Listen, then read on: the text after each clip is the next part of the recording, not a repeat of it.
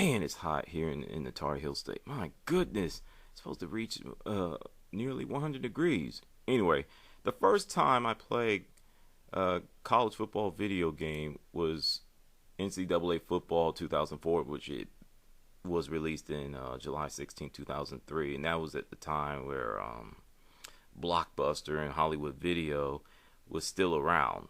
You know, it had Carson Palmer on the front cover, and man, you had Dynasty mode, you had the College Classics mode. The links will be in the description.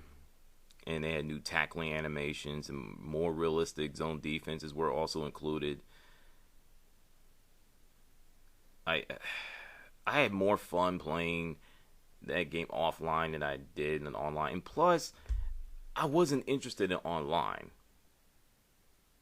So, there you go. NCAA Football 2005. Man, I love that game. I do.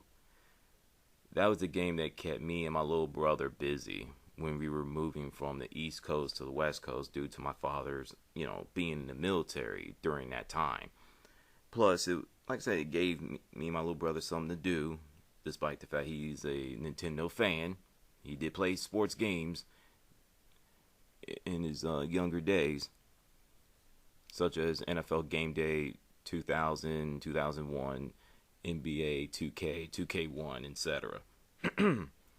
It had Larry Fitzgerald on the front cover, which is NCAA Football 2005, and it had fan interaction. Home team's defense can incite the crowd to make noise, making it difficult for the offense to hear the quarterback's audibles. A dub home field advantage allowed the stadium influence and energy to swing the game's momentum if strong enough. You had top 25 toughest places to play, such as Florida's Swamp and LSU's Death Valley stadiums, where this feature would felt more strongly. The new matchup stick, kind of like in Madden NFL 2005. I don't think they introduced that. I think it was 2006. I think it's 2005. I think it did. I think it was. I could be wrong. It features players to match up with more experience and skill players on younger, less talented ones to exploit matchup problems, and they add all Division 1A schools were included in the game, along with more than 71 AA schools, such as Signature Fan Celebrations, Gator Chop, and Texas Hook'em Horns.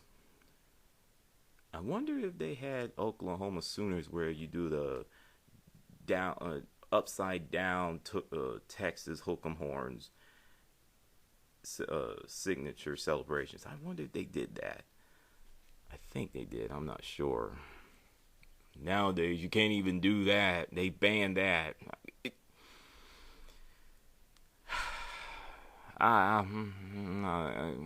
I'm not touching that right now. Touching that one. Leave me alone. Anyway, another college football video game that I like a lot, it was NCAA 12, which had Mark Ingram Jr., University of Alabama on the front cover. Yes, I know a lot of people don't like Alabama because they win too much. So, the offense is strong in that game. But the defense was pretty good too. So, plus it was fluid, smooth. The game did crash on me on the PS3, but it was less compared to other college football games that I played in the past, such as PS3. I can't give you, what was it? Did I play it on the? Yeah, I played on the PS3. I think it was NCAA Football. No, I had it on the PS2. Excuse me. So, oh yeah. Speaking of which, NCAA Football 08. It was a Boise State University quarterback, Jay-Z. Not the rap artist, but the other Jay-Z. I can't pronounce his last name to save my life. I tried pronouncing it. It sounds awful. My brother-in-law gave me that game, bought me and my brother that game for our birthday, and I thought it was sweet. I thought it was excellent for him to do that. Let me tell you something, man. I have more fun playing NCAA football video games than I do with Madden due to the things I touched on. And the fact that it's making a comeback next summer, that makes it extra sweet for me.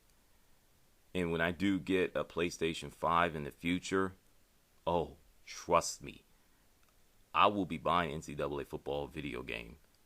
Now, I'm not going to go as far as to say, oh, I'm going to buy it every single year. No, because this is EA we're talking about. I will buy one in the future. Now, NCAA football is a American football video game series developed by EA Sports, which players can control and compete against current Division I FBS college teams. It served as a college football counterpart to the Madden NFL series. It begun in 1993 with the release of Bill Walsh College Football. EA eventually acquired the licensing rights to the NCAA's name and officially christened the series with the release of NCAA Football 98. In July 2013, NCAA announced that it will not renew its licensing contract with Electronic Arts because of the ongoing legal dispute regarding the use of players' likeness in the games. However, this contract only covered the use of NCAA name and the related logos, not those individual schools and conferences, which are negotiated individually or through the collegiate licensing company. The CLC concurrently announced that they would extend its existing licensing deal with EA through 2017, ensuring that EA Sports could continue the series without NCAA branding, and EA made plans to continue the series under the old college football name. However, the series was placed on a hiatus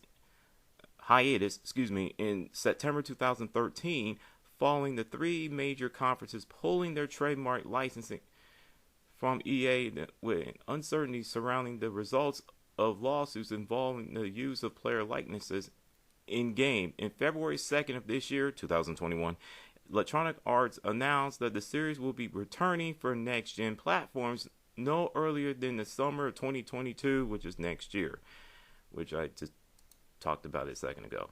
So, college football video game fans, get ready for next year. It's coming. Now, SOCOM U.S. Navy SEALs.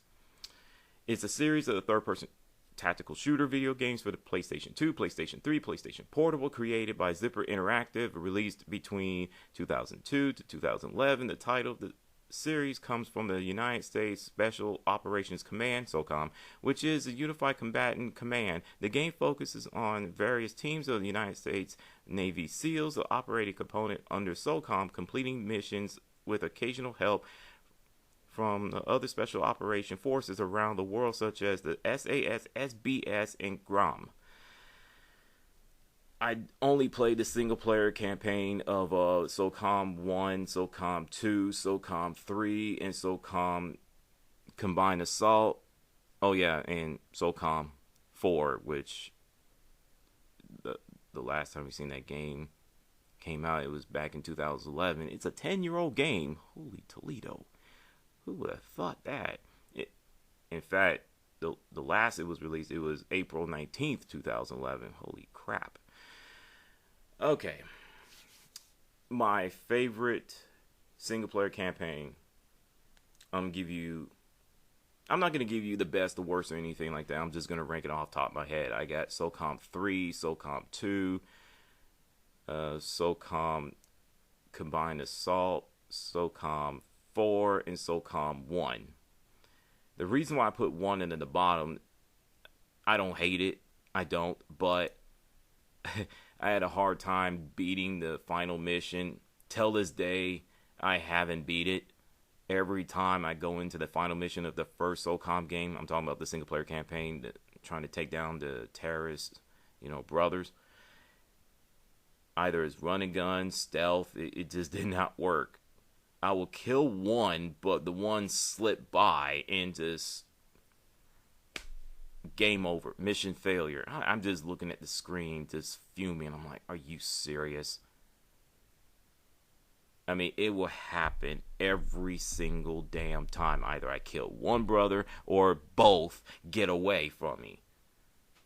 I mean, they'll be throwing wave after wave of enemies at you. You're like, wait, what is going on? So, SOCOM 3, I love the single player campaign. I just love it. In fact, I have the strategy guide book of SOCOM 1, 2, and 3. My favorite mission of all time in SOCOM 3 is Nightcrawler. I love it. I would get 100% completion on that bad boy. I would. Now, as far as SOCOM 4, I love it. I love the single player campaign. It kind of reminds you a little bit of Call of Duty, and if you want to get stealth, hey, bring in the lady, let her do her thing, take it from there. So, I wasn't a fan of SOCOM 4's multiplayer. Well, I only played the beta. I didn't like it due to a very, very crappy spawn system, and they had a kill streak, which is an airstrike. That's the first and the only time I played SOCOM U.S. Navy SEALs online multiplayer. Oh yeah, another thing. What got me into third-person shooters in SOCOM, thanks to SOCOM U.S. Navy SEALs, it's also, I gotta give a shout out to G4 TV. At the time, it was G4 Tech TV.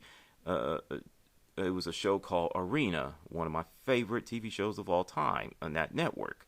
If it wasn't for that, I wouldn't give a damn about tactical shooters or third-person shooters in general. So, and with that, what's your thoughts on the NCAA football video games and SOCOM U.S. Navy SEALs? What's your favorites? What do you like and dislike? What do you want to see in the future? And with that, hit y'all with salute. I'm out. Thanks for listening.